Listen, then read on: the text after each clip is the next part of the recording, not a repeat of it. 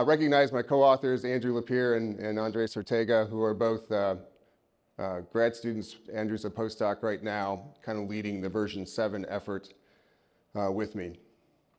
So I'm going to talk about essential versus required nutrients.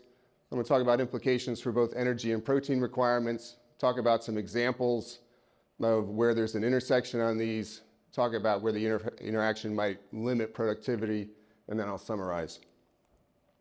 So, we can start here. An essential nutrient's a substance required for the body, by the body for survival, growth, lactation, reproduction, and allows for essential functions, right? Can't make it. And that's really why we call it essential, right? And I think that's important, all right? But it can be interconverted to other forms. And I think this is what drove me to get more interested in this. And you'll see I'm going to go to a study that was done 13 years ago that really hasn't been fully fleshed out yet. We can talk about essential amino acids such as methionine, lysine, histidine, and a few others, right? And those, methionine is going to go into the mammary gland and come out at about the same rate. Lysine is going to be taken up by the mammary gland and not come out at the same rate. But yet we call it an essential nutrient, and it's going to be used for other purposes. We can talk about carbohydrates, energy, minerals, and vitamins. All right. What's the difference? Required can be made from other metabolites, synthesized, or interconverted. An easy example is non-essential amino acids. Non-essential amino acids like proline, alanine, and glutamine can be synthesized from essential amino acids, can be interconverted, can go to energetic substrates. You can find their carbon in protein, you can find their carbon in carbohydrates, you can find their carbon in fat, right? And in vitamins, if we look far enough, right? I think nutritionists should probably, if we're focused on lactating cattle, we should think about things like proline in milk synthesis. I'll give you an example of why that is. It's not a required nutrient, but it's it's in pretty high demand in the mammary gland, all right? When we talk about metabolizable protein, and here's where it becomes a little gray, all right? Metabolizable protein is the sum of essential and non-essentials.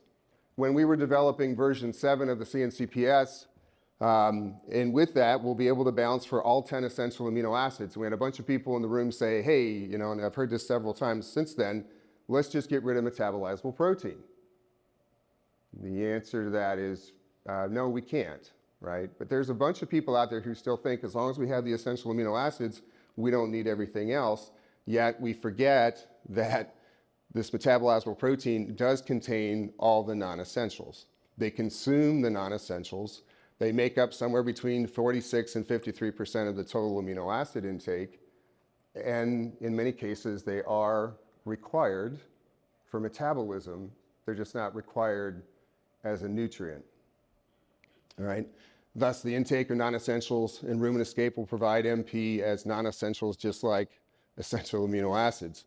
Then, of course, microbial protein has a bunch of non-essential amino acids in it. And we're starting to get to the point where we're going to account for that in the structure of the CNCPS, and that's one of our problems right now, is that we bury it in this thing called MP and hope that we're doing okay, right? Especially at times when the cow may be deficient, like early lactation. And again, I don't have time to get into all that today, but there's some really good data out there. I'll show you one study. So if we think about non-essential amino acids, they can be made by various pathways using essential amino acids and other substrates. Synthesis can be energy intensive, right? So in an animal that has a high demand for essential amino acids, right? And we talk about variable efficiency of essential amino acids, and that's part of the new NASM. One of the things that we tend to forget is the variable efficiency of amino acids is tied to these interconversions, right? So if the essentials are in high demand for something, that might make the non-essentials limiting because they don't have the capacity to do the interconversion. That capacity to not convert to the essentials could be limiting productivity depending upon what amino acid it is, right? Again, because we don't frame this appropriately, because we don't do the accounting, we really don't know, right? So I basically just said that last point. And if we think about the mammary gland and its adaptability to varying nutrient supplies, right, it will shift, it will shift around its efficiency of use, its uptake based on demand. We know that the extraction of branched chain amino acids across the lactation will change. And when we think about branched chain amino acids, we're thinking about casein, we're thinking about cellular maintenance, we're thinking about some anabolic responses. And then, if we talk about lysine, and I'm going to come back to lysine here with a study. Helene Lapierre, made the point several years ago that lysine undergoes obligate catabolism in the mammary gland, right? Supplies nitrogen for non-essential amino acid synthesis. And she would always, her and I would get into these kind of funny conversations. She'd say, Mike, why does the mammary gland take up so much of lysine if it's not putting it into the milk or milk protein? And I would say, got a demand for it. We just don't understand it because we've never thought to map it all out, right? And we know that level of catabolism can shift in accordance with non-essential amino acid supply. We're learning, there's some recent papers published that said lysine is important for carrier proteins in fatty acid synthesis. How's that? So is histidine.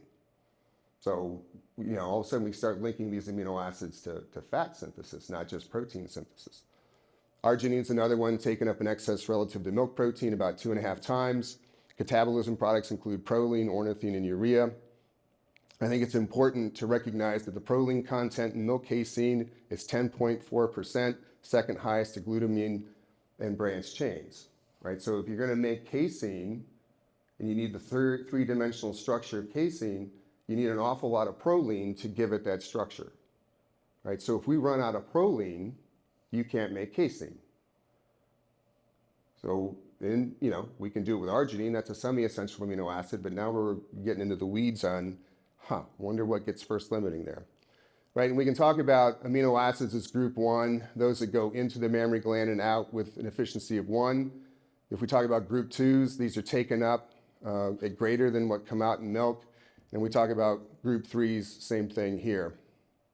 Right, this doesn't come out at the same level. And when we look at how these group 1, group 2, and group 3 amino acids in the gland go in and out, here's a couple different studies. Basically, if you look at the group 1s, input and output is equivalent, input and output's equivalent. We see a little bit of a difference there in the group 2s and a lot of change in the group 3s. All right, so there's interconversion there of some of those amino acids to other substrates, but that's necessary for adequate lactation. And it's necessary, right? But maybe we have to feed them and maybe we don't. Right? And we can do some pathways, and I have to keep moving here. We can do some pathway work and say, where are these going? Here we've got some of these group 2s going into acetyl-CoA. We've got a mix here running into oxaloacetate. Tryptophan's kind of going a couple different directions. See these interconversions on alpha-ketoglutarate and glutamate and glutamine with the branched chains. You can throw proline in down there. All of this is going on with these non-essentials and essentials to maintain cell stability, to maintain glucose status, to maintain all sorts of things necessary for proper function. And we can keep digging on this if we want to. We can throw choline in here. We can do here's choline over here. We can do a bunch of things to chase these interconversions and say, okay, and every one of these interconversions will take some energy, right? Doesn't always generate energy. When we look at things like arginine, they can get it through endogenous synthesis. We can consume it in the diet. We're going to get some from protein turnover. Well, where does arginine end up? Well, arginine ends up in protein and urea and polyamines and proline and creatinine and glutamate and nitric oxide. Mammary arginine uptake to output is 2.45 to 1. Right? The gland is using a lot of arginine for all these other things. Doesn't always put it out in milk. Semi-essential amino acid? Probably. Can it be synthesized? Not very well, but it can be. And I know at least one nutrition model out there that has it as one of its priority amino acids. Still haven't quite figured out why, but that's where they have it set.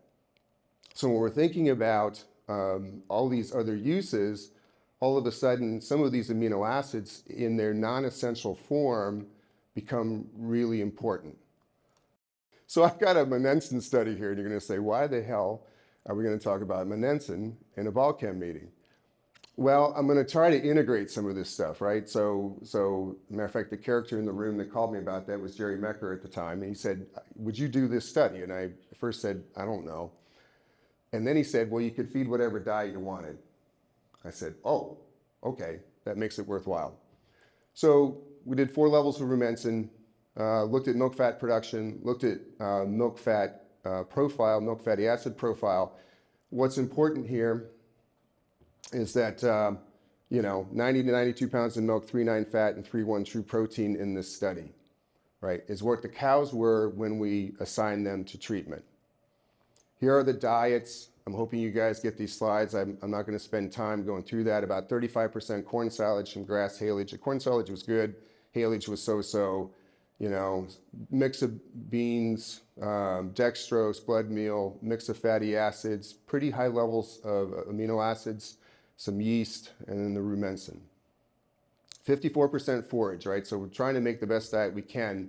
The take-home's coming, dry corn from the farm, added sugar, right? At the levels that Hoover would say are important, at least in a high starch fed cow.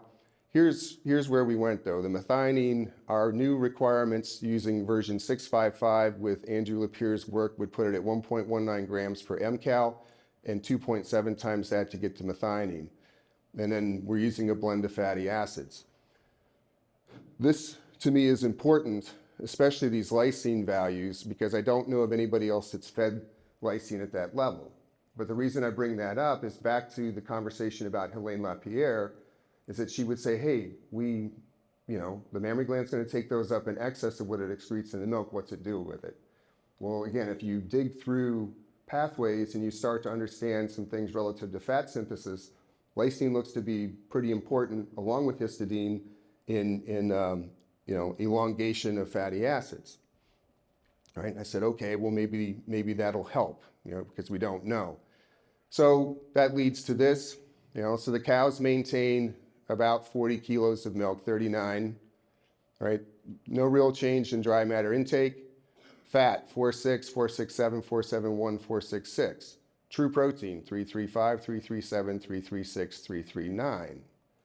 Okay, here's the take home. We went from 3.9 to 4.6, 4.7. We went from 3.1 to 3.35, 3.4. Cows are doing pretty well. Mid-lactation cows too, because we started around 120 days in milk, 80 to 120 days in milk, and these girls on average are running 180 to 190. Right?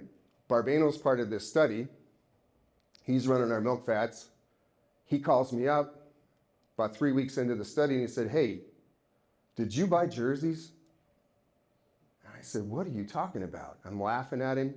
He goes, no, really, did you buy jerseys? I said, no, the research farm has the same Holsteins we've always had. He goes, that's not possible. I said, what do you mean it's not possible? He said, you got Holsteins that are behaving like jerseys. I said, well, that's interesting. He goes, haven't you paid attention to this? I said, yeah, I see the components, but I haven't looked at why yet, right? It's too early in the study. He goes, no, we got to talk about this. I said, okay. So we get together, he starts talking about de novos and where they're at relative to all the Holstein data he has. It's the same with the mixed fatty acids, right? And the preforms really didn't change. So sure enough, we went back to some of his data that he published in the Cornell Nutrition Conference. Here's the Holstein data that he had. Here's our cows. Here's the jerseys. All right, so they're right up there with the best jerseys. I said, that's good. So a few weeks later, after the study finished, he comes in, we're having another meeting. He walks in, he goes, I don't like your study. I said, it's our study, not my study. He goes, no, I don't like your study. I said, okay, what's your beef today? He goes, I have my cheesemaker hat on. I said, so? He goes, with that fat and that protein, I can't legally make cheddar milk without skimming the fat off because you don't have enough protein. And then he goes, I said, what do you mean? He goes, you got to have more protein. I said, how much more? I said, you should be around 3.6 on milk protein to make legal cheddar with that fat. And simultaneously, because we'd had a meeting about this the day before in my group, we both looked at each other and said, we're limiting on proline. And then we laughed at each other because the milk chemist said, you're probably limiting on protein, you can't make enough casein. And we had come to the same conclusion for very different reasons in my group. And that's why I'm showing you this, is because the lysine and the methionine and the histidine and the sugars and the butyrate and everything else allow these Holsteins to behave like jerseys. But we probably elucidated a limitation with some of the non-essentials. And he came to the same conclusion for very different reasons by looking at the milk. And then we understand where he was at now. Okay, so even though this looks remarkably good, protein-wise, we're not where we're supposed to be if we're going to make that much fat. Matter of fact, I talked to the cheesemaker last week, and they were pretty upset. They said, are there other herds out there doing this? And I said, yes. They said, we're in trouble then. I said, why is that? He says, that means we have to skim all of our milk. And we don't know what to do with all that fat. Huh, that was a dilemma. So just to prove that that wasn't a one-off, here's 2 herds in southern PA. There's more herds now, feeding pretty much the same diets, 4-6, 3-4, 5-3-5, 4-7-6, 3-4-6 on true protein, right? So, you know, if we do this right, we can make Holsteins into jerseys, but we still have to figure out how to get that protein up to actually be at 3-6 or higher if we're going to have fat that high in Holsteins. Now, I give credit to some of this fat to genomics. It's not all diet, it's genomics. We're just giving them enough nutrients to allow them to express it. All right, and then if we look at things like the amino acid composition of casein, just to move on, you know, if we look at isoleucine and leucine, looking primarily at casein and leucine and valine, we see those are quite high, but look at proline. All right, so when we think about to that point, in casein, there's 208 grams per kilogram of branched chains. There's 110 grams per kilogram of proline. All right. So without enough proline, we can't make any casein. Right. There's a non-essential that may be first limiting in some of these cows where we really want to push things. Don't always think about it that way, but we're starting to think about it that way. All right. And we can get into proline production. I'm going to skip that in the interest of time. I'll show you a study here. We did this infusion study many years ago. I was interested in histidine at the time and proline for very different reasons. I really wanted to do this proline part. Somebody wanted us to do some work on histidine, so we paired it all up. Diet was about 14.4 on protein, 33% NDF, you know, mCal's 2.65. We were using 6.6 or 6.1. We infused 10 grams of histidine or 20 grams of proline, or a combination of both, right? And we were looking at where we were at on amino acids here. Interesting, here's the control, there's the histidine infusion, histidine plus proline, and the proline on dry matter intake. And these are relatively fresh cows, 26, 25 kilos. We see a little bit of a decrease in intake on the cows fed the proline. Feed efficiency, you know, does significantly increase. Milk yield, not significantly different. We're running 40, you know, basically 48 to 50 kilos. Energy corrected milk, we're running, you know, 50 to 52. Fat significantly went up. And Dave Barbena would tell me the only way that's going to happen is if you enhance the non-essential or the de novos. You know, and because we've talked about this, not a big change in protein there, but still pretty good protein per day, 395 fat, 289 on protein, right? Not stellar, but we were still learning. I think what's interesting is if we look at blood flow, there's the control, there's the histidine plus proline, there's the proline, right? And that suggests we took some pressure off of arginine to make some nitric acid or nitric oxide, right, to increase blood flow. So again, interplay in there, that could have also been part of this mechanism where by providing the proline, you didn't have to interconvert arginine. That allowed arginine to be used for nitric oxide, increase milk flow, and move more nutrients to the gland, right?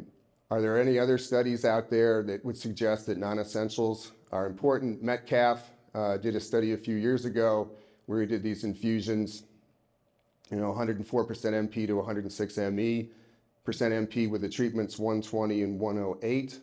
Here's his grams infused. You know, and when you look at it, control infused of total amino acids, milk production, no significant change, a little numerical change.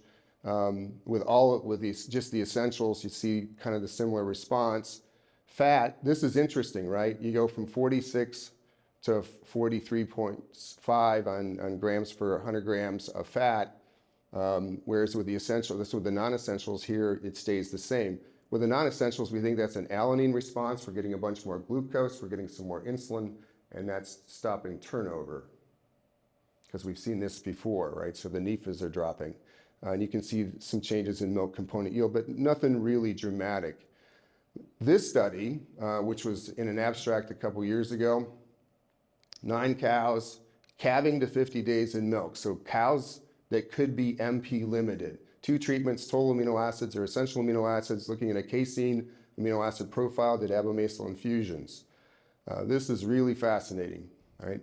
So, and this files anybody who's listened to Bill Weiss talk about his higher MP supply in early lactation, this follows right along, but he said MP supply, so this is basically implying both essential and non-essential amino acids, because in this case, they infused those non-essentials and they picked up 9 kilos of milk in fresh cows. That's pretty dramatic for something that's not considered essential, right? Required, but not essential. Okay, so just as a point that we do have data where it's pretty obvious that these cows do have requirements even though they're not deemed essential. And choline, I'll just end with choline. You guys are going to get a lot of choline stuff here, but you know, when I look at the choline data, and somebody's going to dig into this paper much more than I am, when you look at dry matter intake and then you look at energy-corrected milk yield, you know, which way do all those lines go? Well, they're all got a positive slope. So what does that tell us? Might not be essential, but it looks like it's required. Okay, and I think we have to learn. My role right now with this is I'm trying to take the data and figure out how to put the CNCPS together in a way where we can now kind of calculate a dietary requirement. 1.1 pounds of dry matter, but 4.8 pounds of energy-corrected milk. So just to summarize, the data would suggest that high-producing cattle have requirements for nutrients that are deemed non-essential, right? They have requirements for things that are deemed non-essential. And as we increase productivity at different stages of lactation, these resources become limiting for all pathways, and this could be for energy, could be for amino acids, it could be for things like methyl donors. I think MP is going to remain useful for a long time because it captures the supply of these things, but we need to start formulating around non-essential nutrients and make sure that we can capture whichever ones are useful, right? With that, I'll stop and take questions, or I'll wait until the end.